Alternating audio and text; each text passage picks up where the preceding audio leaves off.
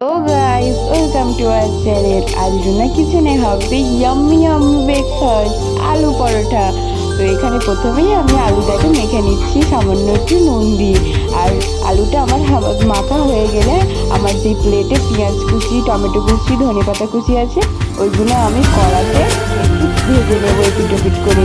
এর মধ্যে আমি শুধু তেল দিয়ে আর একটু হলুদ গুঁড়ো, লঙ্কা গুঁড়ো দিয়ে ভেজে নিচ্ছি। আর যে পেঁয়াজগুলো আমার লাল লাল হয়ে গেছে আমি আমার আগে থেকে মেখে রাখা আলুটা ওর মধ্যে দিয়ে দিলাম।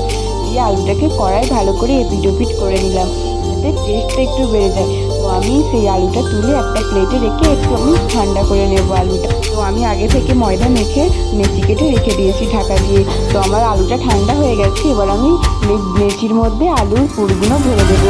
একে একে আমার সব পুর ভরা হয়ে গেলে এবার আমি এগুলোকে বেলে নেবো। এগুলোকে বেলে আর আমি তারপর লাল লাল করে সেঁকে দেবো। আমি একে একে সেঁকে নিচ্ছি সব পরোটাগুলো।